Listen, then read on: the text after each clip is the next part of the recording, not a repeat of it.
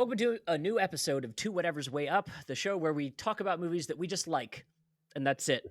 No other agenda. We just like being here. I'm joined by our professional cynic, Jesse Fresco is here as always. How you doing today, man? I'm here, yes, and I have some wine tonight because it took us 45 minutes to get the goddamn audio right perfect. Thanks a lot, man. We're gonna work on it, and we're gonna work on it, and we're gonna work on it. You know. My God. As Jesse pointed out, we are joined by a friend of the show, longtime friend of the show, Vic Grubbs is here. How you doing, homie? Hello. Happy to be here. Great to have you back. Friend. You don't have to pitch today. All you have to do is tell us why you like the movie that you picked for the day. Before we jump into that, though, let me remind everyone, if you would like to commit to a relationship with Jaguar Sharks, it's $1 a month on our Patreon. You get early access to every single episode we put out. And if you want a not so long-term commitment, you could also get a t-shirt, maybe a hoodie. We have a merch store. You can check all of that out in our link tree.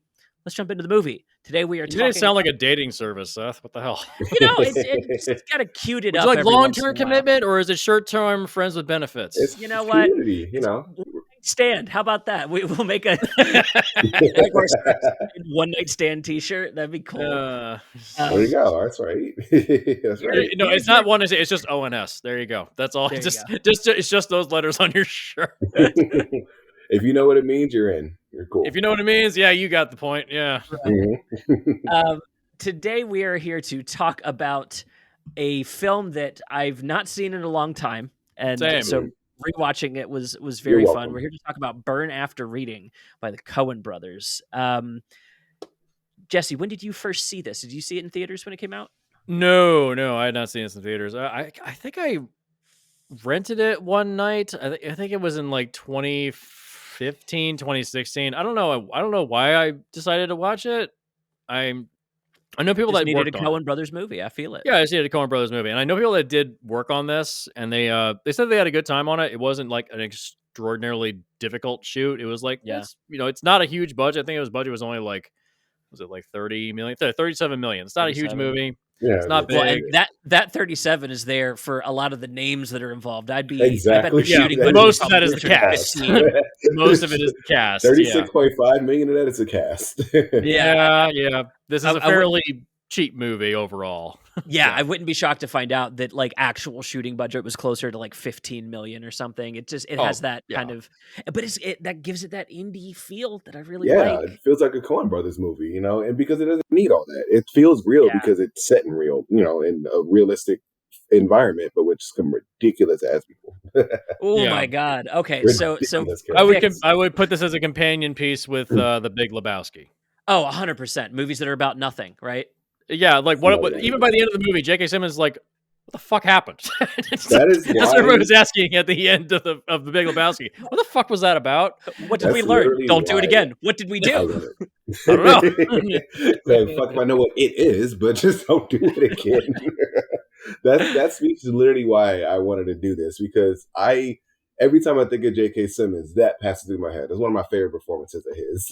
Yeah. Did you see Lady Killers, though? Did you see Lady Killers, though? I have not. I'm sure it's great. He's in that too? Oh, okay. Yeah. The scene where he blows his thumb off. Oh, my God. Okay. No, yeah. You don't have any primer on it. It's completely harmless. Boom. Boom. Lady Killers. The Lady Killers. The problem. It's considered the worst Coen Brothers movie, but even that, I would say it's fine. It's pretty good. It's like solid. To be the worst Coen Brothers movie, you're still pretty good. Yeah, that's still a high bar right there. Yeah, no, absolutely. It's like it's so functional. It's even hard to call it a bad movie. Like it feels unfair to it just does it just look bad because it's a Coen Brothers movie and because the bar is so high. Is that the only reason? Basically, also because the original was really, really good too. Okay. Also, I feel like it got unseated by Hail Caesar as far as. Yeah, I'd say that's probably the worst Coen Brothers. That's probably the worst Coen Brothers movie. That one has like good moments in it, but overall, it's a very directionless film. That's upsetting because I was really going to watch that one. I was really looking forward to watching that one. Hail Caesar. It's got great scenes. It's just there's no connective tissue between the scenes. Yeah, I can see that. Yeah, they were just having a little bit of cocaine, have a good time. Why not? It's about making movies. It's their Exactly. religion. So Vic, this is your pick. I was so excited when you picked it out because I hadn't seen it in so long. So it was just a nice reason to revisit. I am so curious. When did you first see this, and what was it about this movie that called to you to want to do it on the show? It's actually a funny story. This came out 06, right? 08. 08. Okay. 08. So I was 8th grade. Makes sense. Okay. So I was a young lad. I was 12, 13. And I hadn't gotten to the point where I was like into any sort of like scariness or gore or anything. Like I was a bit of a punk back then, bit of a punk. And Okay. so I saw like just saw Mr. and Mrs. Smith and all that, and I was like, oh, Brad Pitt, I love Brad Pitt. Oh, spy stuff. Like, great, let's see it. I didn't get to see it because obviously it's rated R in theaters, but it was on the movie channel. I was like, oh, I'll turn to it. And so I turned to it. Right in the scene, are we doing spoilers? Do we hear about spoilers? Oh yeah, no, go ahead. Please. Go ahead. Open Okay. season. The assumption is Is people are here it because that they like scene? Is it that scene? Yes, that scene. That was the first thing I saw in that as a 12-year-old. I was like, oh my god! What a great first impression. I thought Brad Pitt was the God. star of this What is he movie. building in his basement? Literally, I was like, "Oh, he's gonna do some spy shit. He's gonna get out of there. Now he's gonna talk his way out of there. Oh, he can't talk without his brains, can he?" No. That was insane. So I put it down for a while after that. I was like, I don't need to see this thing. But The stupid face when he walks out of the closet. Just the dumbest fucking face. Every face, and that's something about Brad Pitt. He's such a good actor because every face he makes in this is so fucking dumb. Like you can tell there's not even a ghost of a thought going on behind those eyes. He is. He has such a stupid face, and commend him for pulling that off, even on the little scenes. But I digress. He's so talented. That character, the highlighted hair, and just who he's supposed to represent in 2008. That archetype. I love it. If that movie came out today, if this was like an A24 release, he would be like a bisexual icon, like for sure. Oh yeah. Oh, yes. He'd be Ken. Yeah. Yeah, he be Ken. He'd be Ken. Oh my god. He'd be great.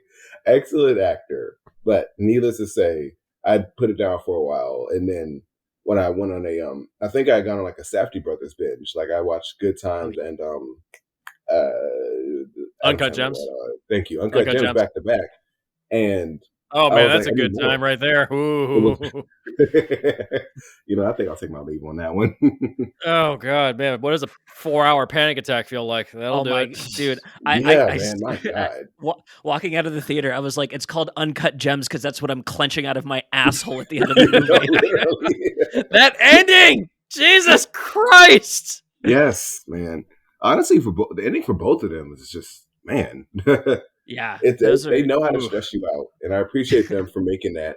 Like they tapped into that ennui, if you will. Yeah.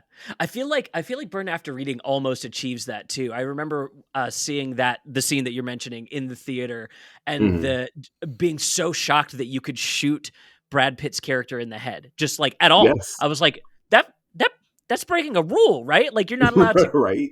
You're not allowed to kill your main that. character, especially an actor that's an A-lister. Yeah, it's right. But it's the Coens. They throw people into fucking snow chippers. You know what I mean? Well, I think also Clooney probably was like, "Hey, can you do us a favor? Would you be willing to do this kind of dumb thing?" Right. Then you look at like Deadpool 2, where Brad Pitt shows up on screen for literally 20 frames and he gets electrocuted. That's so and it's almost the same face as he walks out of the same face too. Yeah. Exactly. That's a stupid face. Oh my god, that was such a good joke. Oh god, it's funnier. It might be funnier after the movie, which is the funny thing. Yeah. Wait, what's that? I thought it was. You can see every intention in his face in the microsecond between the terror of the gun and when he thinks he can talk his way out of it. For just every intention in him is, oh, I mean you no harm, and Can't even get a word out. The shock of it is very much akin to the car sequence in Pulp Fiction where Phil Lamar gets shot in the head. Just the abruptness of it, just like it comes out of nowhere. It just happens. And then the way it's shot is so violent. Like, but it's also a good way to like not have to do too much on like making like a fake head or anything. They're just the blood. Oh yeah. It's terrible. It's scary, but like it's visceral. Damn, what a feeling. What a fucking feeling. Yeah, and you're absolutely right with his faces. Like, he can just make the smallest micro changes that you won't even recognize, but you know what it is instinctually. Right. Yeah. So let's talk about this cast for a second. We've already mentioned so many names, but like, this is the who's who of the Oscar winners of the time, right? Like, we have Academy Award winner Frances McDormand. She wasn't at the time. Malkovich, Tilda Swinton, J.K. Simmons. Like, what a cast. Who is your favorite character? Like, of this smorgasbord, who stands out to you guys as your favorite character? Fresco, who charmed you on your watch? Richard Jenkins as Ted, the unassuming boss of the gym, who just completely gets an undeserved fate by the end of the movie. That's so funny because he is the only good character. I think he's the only good person in the whole movie. Literally the only good person. And like just surrounded by a bunch of awful people, terrible. God. The scene where he's trying to talk to what's Frances McDormand's character? Linda.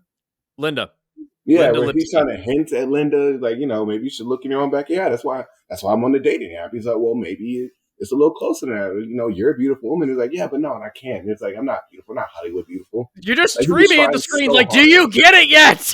Literally. Yeah. He was trying so hard. It wasn't even like a dancing around. He was flirting with her. And she like... Truly. Dude, and she's so mean to him backhandedly, too. Yeah. Oh, yeah. Yeah. Just not treat the man well.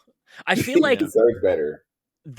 I feel like they invented the Karen with Frances McDormand here. Like, oh God, she's got the haircut. She calls people and demands a supervisor. Yeah, like she's got. Damn. She puts her nose in where she's not supposed to. She thinks she could make all these like political moves. She's Lauren Boebert. Like they fucking called this shit a decade early. Remember the first like phone call they had with John Malkovich? Like it was going okay. I mean, he was obviously Brad Pitt was being dumb, but it didn't escalate until she started screaming on the phone. Until she jumps in there. Exactly, starting demanding shit. Like, girl, you don't know what you're talking about. Like, he's gonna give me that money. This is the proto embryo of the Karen. I think we're seeing because she's centered as the main character too, right? Like she's slated to be our protagonist. So it would be easy for like a white woman in 2008 to watch this and go like, "Oh, I should emulate this person." Please don't. I'm begging you not to. They're supposed to be bad people, but I don't think people get that. Yeah. Yeah. Well, we don't really have a main character. If you really break it down, like based on screen time, I think George Clooney gets the most screen time. I think. Yeah, a man with multiple families. A man that is like obsessed with infidelity because it turns him on. Like that's fucking weird, dude. What the hell, man? But also, he's kind of a bitch. Yeah, won't stand up. Like he's very spineless. He's very toothless. Yeah. Like my goodness, his scenes with Tilda Swinton are hard to watch. They're very painful. It feels like almost every actor here is being put in a role that they aren't normally in. Like Brad Pitt usually plays the slickest, the cleverest, super smart. These are all the opposite of what they usually play. Yeah. Yes. Frances I think this is nothing like anything else you're used to her being in. What do you think they're trying to inform us as an audience to take this as, just to put everybody on their head like that? Yeah. I think George Clooney actually said this was the last time he would ever play an idiot for the Coen brothers. Because he has done it before. Yeah. Oh, brother, where are they? Yeah, oh, brother, where are they? I think this is the last time. It was either, and I think, but then he comes back for Hail Caesar, where he's playing an idiot again. Oh, yeah, he was an actual idiot in that one, too. Yeah, he's an actual idiot. Can't get his lines right. Yeah, so. And a not great movie, too. That's unfortunate. He almost becomes a communist. That's his plot line in Hail Caesar. He's an actor that almost becomes a communist. He's so dumb he doesn't know he's been kidnapped. That's how dumb he is. He's incredibly stupid. It's making fun of the communist threat of the 50s, 40s. of Hollywood. No, I think wherever... Cold War. This was. it's Cold War. It's Cold War. Yeah. I the can't Red remember. Scare and all that. Okay, gotcha. The Red Scare. It was making fun of that while also criticizing the Hollywood productions of the 1960s. Yeah. So. Are there any one-to-one like actor comparisons in there, or is it kind of general? In what way do you mean, like 1-to-1? So is there like a character in there that's clearly supposed to be a certain actor? No. There's like they're kind of doing the archetypes of the time. Like ScarJo is in it as your kind of sleazy bombshell blonde. Yeah. Like it's secretly a sleaze, right? Yeah, and she like has agents up her ass all the time. So she's playing like Lucille Ball and Marilyn Monroe. Like she's kind of like they're all representative like archetypes from that era. Okay, I'm following. They're the archetypes. Okay. Josh Brolin plays a producer, and so he's basically like a gumshoe. He's just running around solving problems for people, and it's a domino effect of like if he solves this problem, he's got to plug it here, but then he doesn't have a free hand to plug this hole, so he'll take that hand out, and suddenly that's the whole awesome. It's still good because it's Coen Brothers, right? But it's still the worst of the Coens movies. It's still the worst of the Coens. Unfortunate, but I'll still watch it. There are better Coen Brothers movies. I would say I'd watch Big Lebowski any day of the week. Hail Caesar, I would only do it if I was marathoning the movies. If you're doing all of them, because they don't have a big filmography, right? Oh God, they do. Absolutely. Oh my God, dude. Yeah, they have a huge. Are they at 50 plus yet? I feel like they have at least. I think they're up to 50 plus. Yeah. Jeez, they've been operating since the 1980s.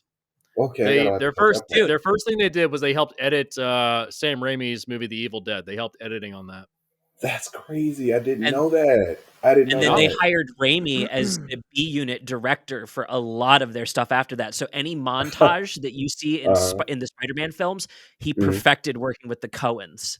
Yeah, that's crazy. I didn't know that. Wow. Dude, okay. So much incest between the Coens and Raimi. Yeah. Okay, they're not at 50 plus. They're at 1, 2, 3, 4, 5, 6, 7. 8. That's cool that like they knew each other and worked together behind the scenes. That's awesome.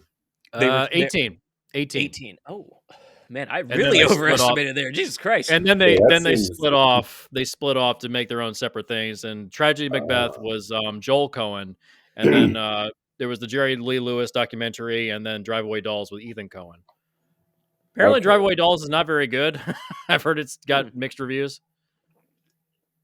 I've not heard or seen anything about it, so I'm not. It's like two girls on like a road trip, and I think they find a body in their trunk or something like that in their car. Wow, something like that. I don't know. I know little. All I know is that Ethan Coen was the director of it, and it didn't have Joel Coen involved. I'm on board. That sounds great. Yeah, great premise. I love a simple premise. I fucking love a simple premise. Yeah, no kidnapping, cool. Vic, did we do your favorite character? I know I asked Fresco. No, we did not, and I thought he was going to say this character, but I'm glad he didn't. It might be obvious, but Brad Pitt took the movie from me. Every scene he's in, I am laughing. Such a fucking idiot. Yes, like one of the stupidest film characters I've seen. Like he is. Oh, him and Charlie from It's Always Sunny, man. They're the same person, right there. I was thinking about it. This is It's Always Sunny is another similar where it's like a bunch of bad people just doing not much of anything. Imagine the crew, like It's Always Sunny crew being in this movie. It's crazy. Is it one second. I think I'm hearing my reverb in your audio there, Vic. Oh, okay. How's this? No, like I'm hearing my audio coming through your. Oh, I don't hear it. Oh, it was gone. It's gone now. That's weird. Oh, that was strange. Yeah, you were a little jumpy, anyway. So it may have been a network issue real quick. That's all good. But yeah, I was thinking It's Always Sunny in Philadelphia. What's the scene where Charlie Day just doesn't know that Pittsburgh and Philadelphia aren't the only two cities in Pennsylvania? Oh my God, he's never left Pennsylvania. He's never left Pennsylvania. He doesn't fucking know there's more towns in Pennsylvania. That's it, right? He's a fucking moron. I could see any one of these characters crossing over in any one of these properties. Like they're all the same ilk of like they're not very intelligent, they're not very good, but they are people. They're in this environment. It's not out of the realm of possibility that Brad Pitt knew about Sonny by the time he's doing this role, because Sonny starts in 2005. They got Danny DeVito in 2006, and DeVito and Brad Pitt are like homies. I didn't know that either. Yeah. Oh my. Yeah. Absolutely. Didn't they work together on something? And through the 90s, a lot. So I'm even curious if like there are elements of that kind of biting satire about the dumb Americans, because let's be very clear if we want to jump into what this movie's about. This is, what if a Karen'd her way into 2008 like security culture, the Patriot Act era, you were losing all of your security or all of your privacy for security era, there's a lot happening in here for a movie about nothing. A lot happens. It's a movie about a misunderstanding that leads to a misunderstanding that leads to a misunderstanding. Exactly. They think the disc that they found is some kind of secret government intelligence. No, it's just a privatized investigative report about someone's infidelity. That's all it is. That's literally all it is. It is nothing important. It is nothing anybody cares about. It is nothing of importance. Literally, the only person that cares about it is the person who wrote it up, and she's sitting there trying to use the money from that to pay for her elective surgeries, the stuff that she cares about. It's just a bunch of people caring. Having there be the most important thing in the world really be nothing to them, nothing in the grand scheme of things. Yeah. Rampant consumerism, right? Just literally, you get yours and fuck everybody else. I remember that era. It just started with train, and then it just kept going. That was a bad time. Yes, people trying to take advantage however they can. People trying to dodge, dip, dive, duck, and dodge through life. It's the best of their abilities. It's just, but they do it in such an absurd way. They have such an absurd collection of characters that it makes such a simple sounding like premise in such a simple, normal world be absolutely hilarious. It's actually absurd. Yeah. I think I'd classify this as kind of absurd comedy. And well, that's why I also said it's like a companion piece of The Big Lebowski. There's even scenes that are ripped right from The Big Lebowski. Mm-hmm. There's the private eye that's outside George Clooney's house, or no, it's outside his mistress's house that he sees, backs his car into, and then it's that dude from The Big Bang Theory. it's that guy, and then he's like, it's literally the same scene where Jeff Bridges finds Joe Polito tracking him in his car, and it turns out Joe Polito is actually a private eye that's been after him the whole time. It's the same scene. It's literally the same scene. They just kind of like cannibalize. That's why I like this movie, but I don't love it, because it does feel like the inferior version of The Big Lebowski. Well, I'm glad I watched this first. Now I can go watch The Big Lebowski. Yeah, watch this is the first one, and then you go to the Big Lebowski after this. That's the better one. I think The Big Lebowski is able to articulate what it's reaching for a little better. I get these jokes because I was invested in what politics were doing at that time, and so I can see Burn After Reading being much more unapproachable compared to Big Lebowski. Well, also Big Lebowski actually has an ending. That's nice too. I mean, it actually has an ending. Hey, honestly, I feel like they describe the ending in a meeting. Yeah, the things you were supposed to see, they describe it in a meeting. So the point is that there is no ending. It's like, this is fucking dumb. We're just gonna wrap this up, and we're never gonna speak of this again. Okay, great. So what the fuck happened? I don't know. I don't fucking know. That's exactly how I felt watching this movie. How do we get here? My only argument to that is they are satirizing something that we've observed in our process. Let me use an example from real world. When Mark Zuckerberg was in front of the Supreme Court or Congress, sorry, in front of Congress, and we all our like understanding of what had happened came out of that meeting in Congress. So all the events that preceded it, we missed. And so let's say the events of the movie are the lead up to what is our experience with our like political process, which is we just kind of get dumped about it in a meeting where they don't even tell us what to think about it. It's like we get this kind of, Mark Zuckerberg may have accidentally been selling your information online and that's it. Yeah, that's kind of the end of it. So you don't get to cross-examine him, or you don't get to go see like that lead up to it. He could have been spilling the beans, and it's like, may have been. There's no punishments, right? There's no like nothing happens after it. Just you walk into a meeting where somebody answers for the events of what happened, and then it's up to you to kind of like pick out of it. And so I get their choice to do this for the kind of satire this is. I understand it's frustrating as hell. I totally agree with that. It's frustrating. Is it intended to be frustrating? Basically, I think it is intended to be frustrating. Is my thought? Is like, and that's why J.K. Simmons is in the beginning and the end, where he is the bookends to the film. He doesn't even have a name. Like he is credited as CIA superior. I'm literally looking at that on Amazon Prime right now. like an unnamed nobody that sums up what you just saw and then leaves it to you to figure out how you feel about it. Because and the fact that it casts a big actor for it.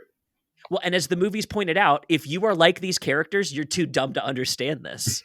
And so you're going to be left with questions. Like, and that's it. Oh my gosh. This movie is like trying to make fun of you in the way that Sunny makes fun of its viewers that don't get the show. Right? Yeah. Like there are those that get it. There are those that understand they're commenting on something here. And then there are people that think that the gang is a cool gang of friends that you should be like. No, these are horrible human beings. Terrible people. You should never want to be friends with these people. They can say that stuff. Like, yes, but because they're bad, because they suck. Yeah. You shouldn't. And this kind of storytelling, I just want to point out, has been with us forever. This is the kind of storytelling that, like, you remember the scene in Gladiator where they're making fun of the new ruler, Joaquin Phoenix's character? They're like doing a stage play satirizing his rule and reign. Oh, yeah. Okay, yeah. So we've been doing this kind of storytelling forever where it's like, oh, haha, we're like, you can't talk like this, but we're going to get up on a stage and talk like this for you so that you can kind of work through it and get it out and then feel better for not being a shithead like these people on stage. Exactly. That's the thing. You're supposed to look up there and be like, oh, you suck. And if you don't say that, you should look up and be like, oh, wait, do I suck?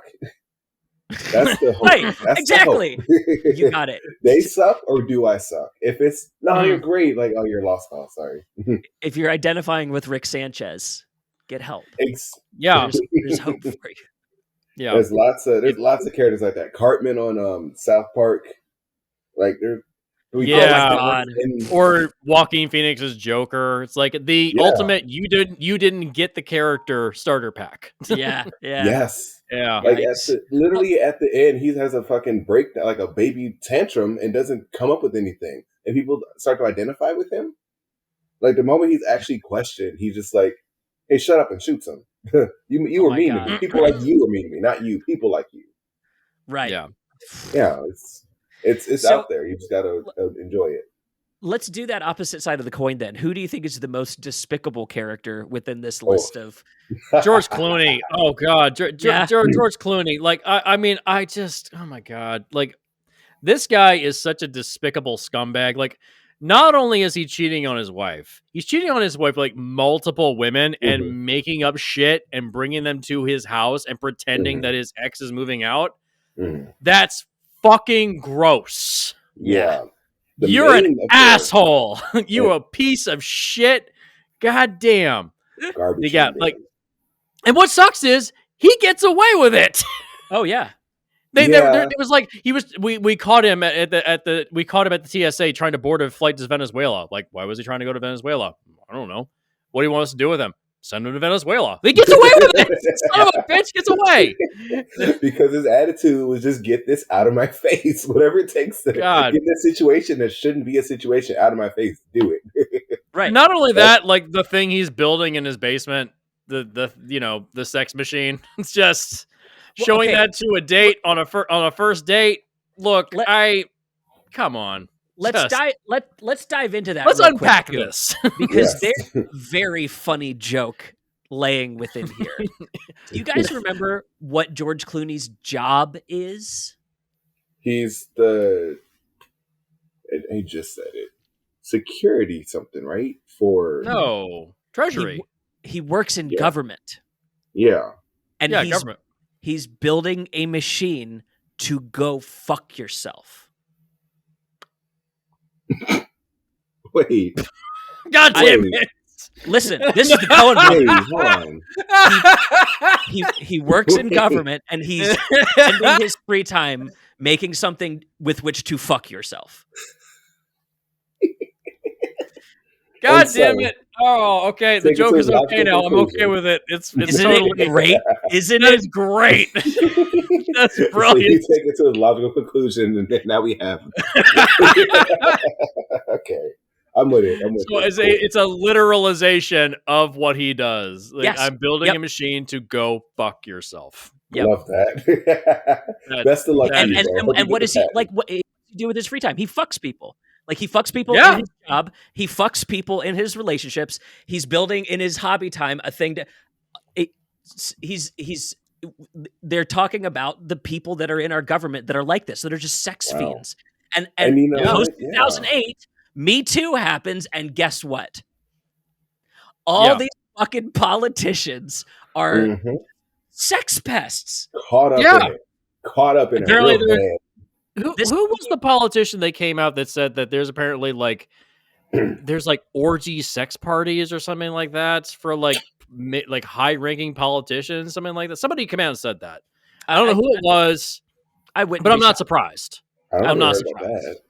And honestly, what they do in their own free time is up to them. And that's their thing. But then they come out and but then they come out and say oh fuck fags. Then they come out and say that shit, and it's like, you know what? You're an asshole, okay? Shut up. Like, they'll do that in their spare time on their own, hiding it from the public, but then they secretly will preach that bullshit just to get votes. That changes not in the act. Yeah. Mm-hmm. Yeah, they like to pick and choose what is appropriate and the time when it's appropriate. Because the longer they're in office, the more money they get. The average politician makes 6 figures. Yeah. It's like you make tons and tons of money. It's like you want to make money, go into politics or religion. Vic, tell me I'm wrong. Vic, who ends up being your least presentable character? My most despicable character.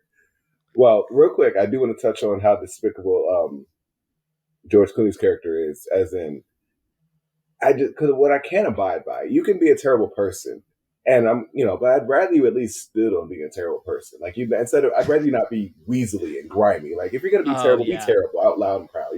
Logan Roy it up. That's right. You're you. I know where you're at. He is like one of the sleaziest slime balls. Like he's sleeping with Tilda Swinton's character, who I also think is shitty, very terrible person. Doesn't care about anybody really. And she's really kind of outshining him as a villain within this. Yes, when they're together, she is like bullying him, and it's like, what's actually happening here? Right. He's like, yeah, no, we're together. Like this is serious, right? He's like, oh yeah, serious. Like, yeah, I'm gonna divorce my husband. Like, I guess I should too. Yes, you should. Okay, like that's their relationship. She is telling him how to have the affair, and he's just going along with it because he gets pussy, I guess. But wild. My most despicable character. There's so many to choose from. There's so many. There's too many. It might be Tilda Swinton because of how she treats everybody around her. Like nobody matters except her. She walks into a room and thinks every one of you fucking people is beneath me. Exactly. And you see the way she acts, the way she doesn't listen, the way like, and I mean, yes, Osborn, he's not a great person. He is a little pathetic right now. Things aren't going well, but you did marry him and you've been with him from, I think, a young age, what I kind of gathered. The way Osborn doesn't do anything that's like really like horrible and mean till the very end when he's like pissed off. Like he just kind of has the world just shit on him. Yeah, exactly. Dude. And I love the way that his character's a spy, right? Like that's essentially his job. Like to be a washed up spy. Yeah. It's real bad. A John Le Carre character that fell off the wagon. Right. Yeah, it sucks. He sit there and said, I'll quit. So I'll just, I wanted to write. I'll write my memoirs and stuff. And she's like, and his wife, Tilda Swinton's like, he works at it for one day. I want to read that. What does that have to do? Yeah. Right. Oh, she's so mean to him. His own wife turns him down from like, yeah, why would you want to write your memoirs? So he wants to read that. It's like, God, what an asshole. Thanks for the support. He was a spy. Of course we'd want to read that. That's the shit we like. If he write it well, it could be interesting. Yeah. Yeah. But he gives him no support. My vote for most despicable, Jeffrey DeMunn's character, the surgeon. The way he delivers, he's insidious. He's very insidious. The way he delivers these lines as like a butcher in a fucking like meat shop, where he's just so like nonchalant about he doesn't want to insult her, but also like trying to talk about hacking her body up. And yes, you can shave a few from your stomach and up the subcutaneous down here in the thigh. No, the thighs they'll shape up. But right here, yes, okay. So we don't need 4 surgeries so he can be their best. It's like, wow. he's so vicious about it. Yeah, it like there's just something so inhuman about what should be a doctor, right? And the way he never disagrees when she has something she doesn't like about herself. Right? He's always like, oh, let me back that idea up real quick. So you think that that's real? He's so despicable. He's so, and the delivery, and this is how we're meeting our protagonist. You said what's that? That's how we're meeting our protagonist is like through this lens of inferiority, through the eyes of a doctor. It just so sad. I almost apparently that was the scene that Frances McDormand read, and she immediately said, "Yeah, I want to do this." Like that was like the scene that got her on board because it was so different from everything she'd ever done. Yeah, that was like, yeah, I want to do this. And as an introduction, it's a perfect framing for her. It sets up exactly who she is, what her problem is, and what kind of person she's going to be throughout this entire thing. Yeah, she was very here for the surgeries. She gets her bag at the end. We know she exits on top. Yeah, we know that. Well, it was told to us. It was told to us. We don't really see it. It'd be nice to see that, but. Too bad you get government blue balls instead. Like I said, no ending.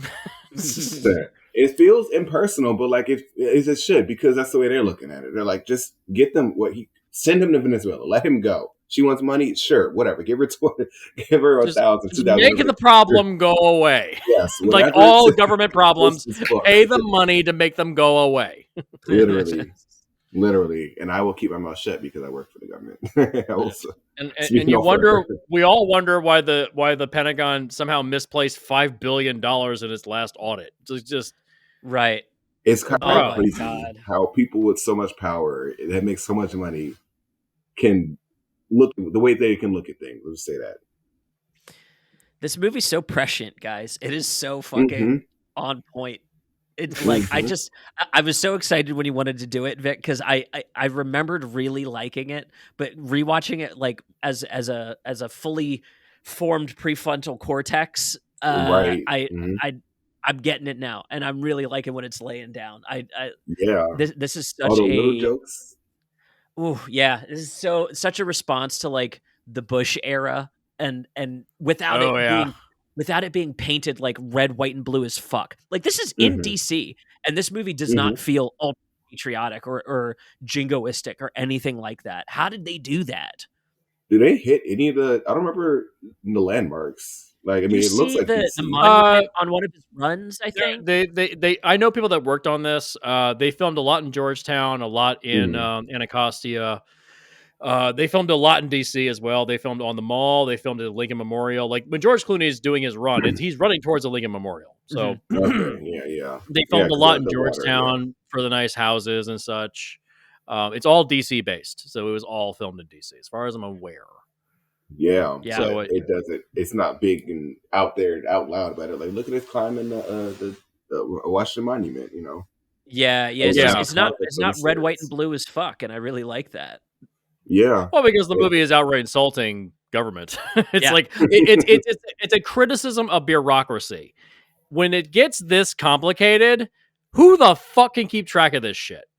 Yeah. Yeah. Like they can't keep track of it. Why the fuck should you try to keep track of it? Like no one knows what the hell happened at the end of this movie. No one knows why any of these people are not in the same room. A normal studio movie would have a third act because this technically doesn't have a third act. Yeah. Right. Yeah. It This really movie doesn't. would have a third act As a where wrap-up. all the characters get assembled into one space and everybody figures out what the fuck happened.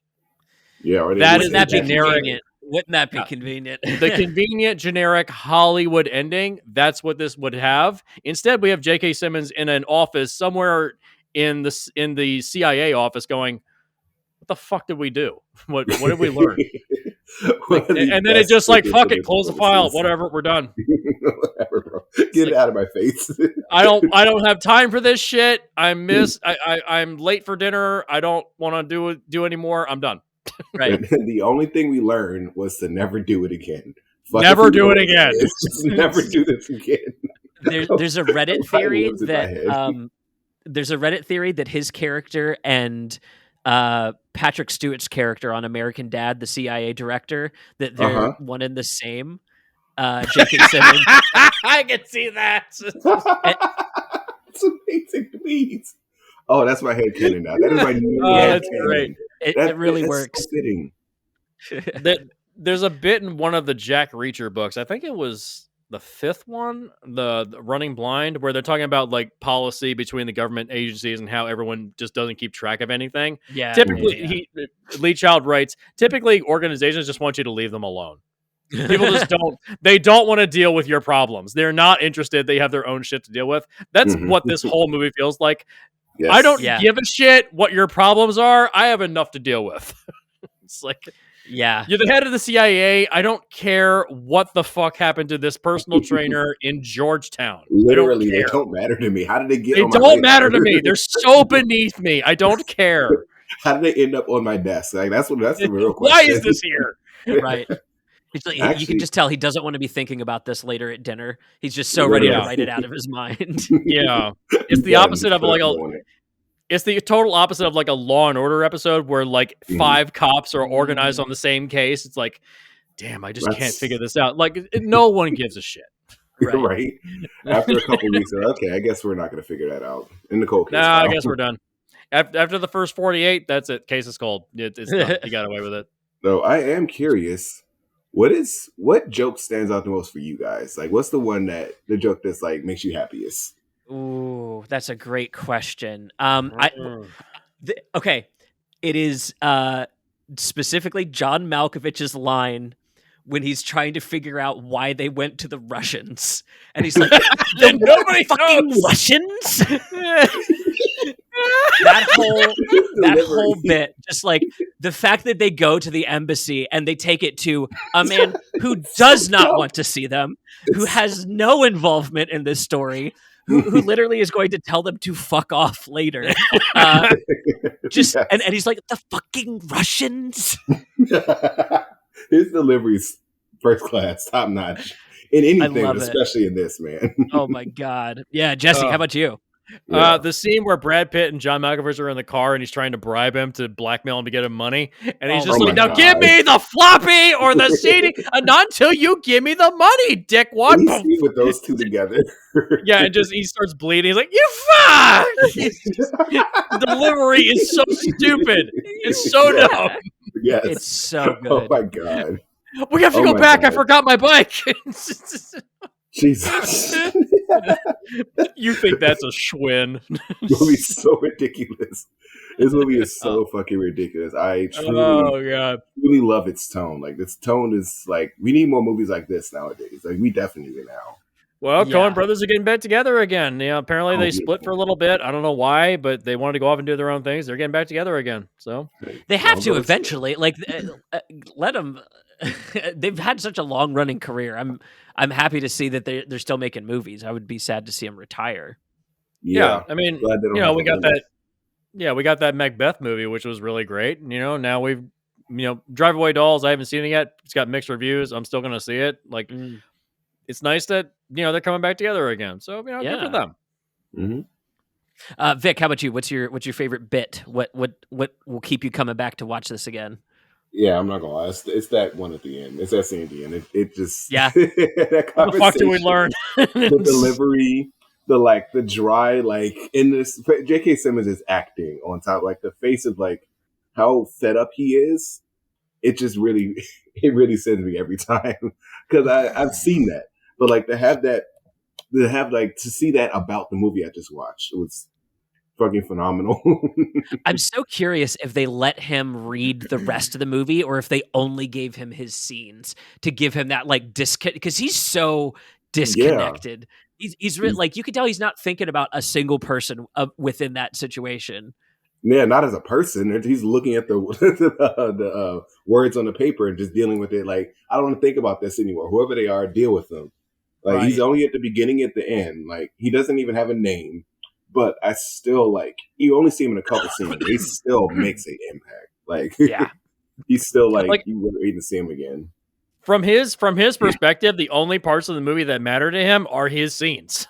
Yeah, exactly. He doesn't know what happened. Exactly, and I think that would be if they didn't do that, that'd be a really smart idea, Seth, to just not have him be involved with the rest of the movie. Just come in, you read the script like you would read a report, and now we're gonna do our scene.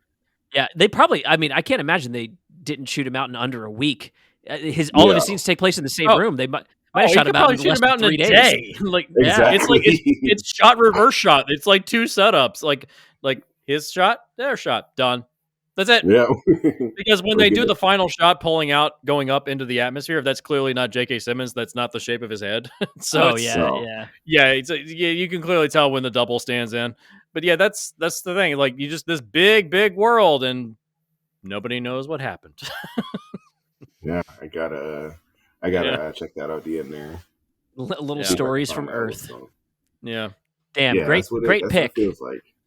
Is there anything we didn't touch on that you guys want to touch on just to make sure no stone is unturned? And okay, so we didn't talk about the Coen. Well, we talk about Coen Brothers a lot, but not in reference to the movie. But it's because it's a Coen Brothers movie. It just feels like their style, Which is, I mean, they're kind of unobtrusive. They're we're gonna film these people going about their day. Then there's some really cool shots with camera work and with mirrors and all that.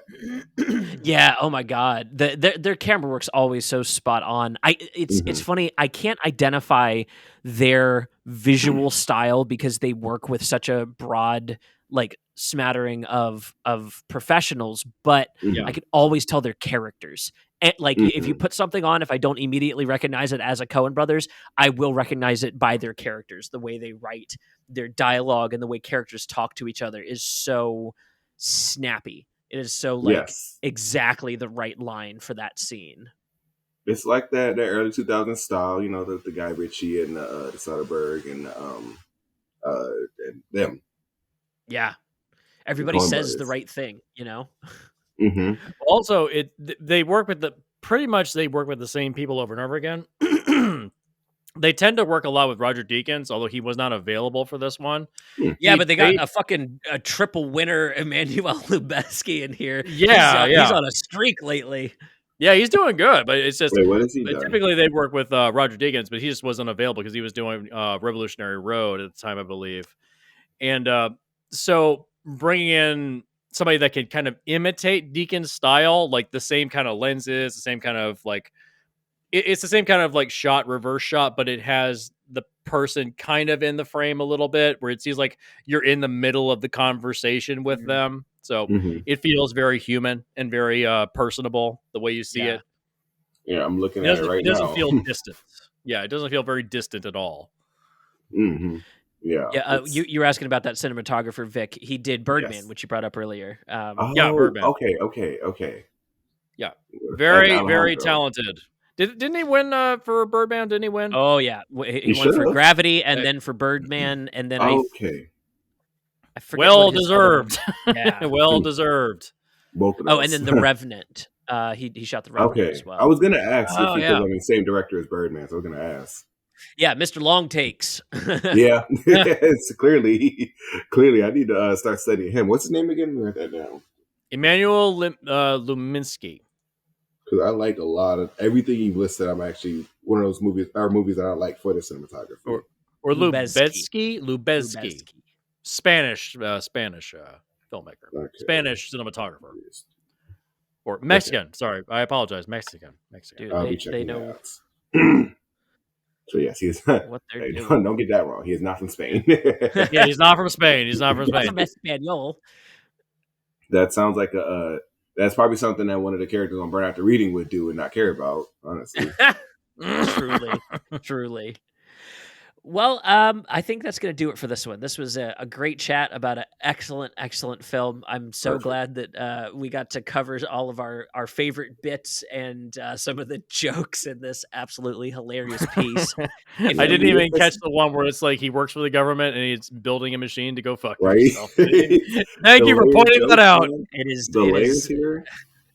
I honestly feel like the whole movie is leading up to that joke.